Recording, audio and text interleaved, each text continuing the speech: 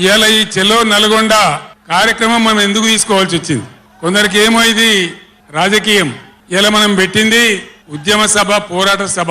ఇది రాజకీయ సభ కానే కాదు. కృష్ణా నదిలో మన జలాలు అనేది, కృష్ణా నీళ్ల మీద మన హక్కు అనేది మనందరి బతుకులకు జీవన మరణ సమస్య, సావో రేవో తేల్చే సమస్య. ఈ మాట తెలంగాణలో 24 ఏండ్ల నుంచి పక్షిలాగా తిరుక్కుంటూ నేను మొత్తం రాష్ట్రానికి చెప్తా ఉన్నా.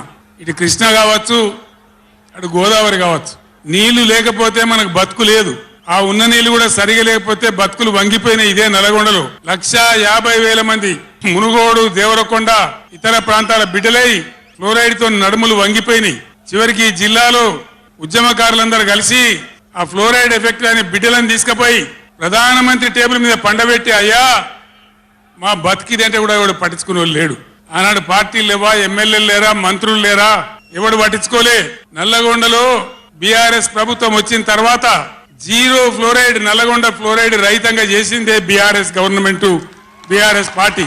అక్కడ ప్రజలు నడితే చెప్తున్నారు. ఇలా ఇంతకు ముందు మాకు కాళ్ళు గుంజుతుండే, పెద్ద ఇబ్బంది అవుతుండే, నడుములు గుంజుతుండే, భగీరథ నీళ్ళు వచ్చిన కాడి నుంచి ఆ బాధలు పోయినాయి అని చెప్తున్నారు. ఎవరిని అడిగినా కూడా చెప్తున్నారు. నేను ఒక్కటే మాటలో జరగవలసింది చెప్తా.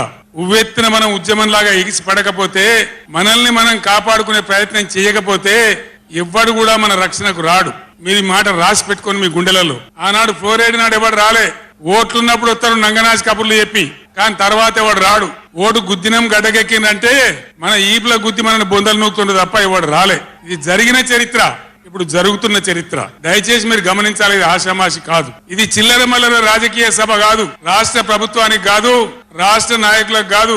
ఇలా నీళ్లు పంచడానికి సిద్ధంగా ఉన్నటువంటి బ్రిజేష్ కుమార్ ట్రిబ్యునల్ కు గాని, కేంద్ర ప్రభుత్వానికి గాని, కేంద్ర నీటిపారుదల మంత్రికి గాని, మన నీళ్లు దొబ్బిపోదామనుకునే స్వార్థ శక్తులకు గాని ఒక హెచ్చరిక. ఈ నల్లగొండ చెలో నల్గొండ సభ ఇది ఏ ఒక్కరికో, ఒక వ్యక్తికో, కొద్ది మంది గురించో, పిటికడ మంది గురించో సభ కాదు.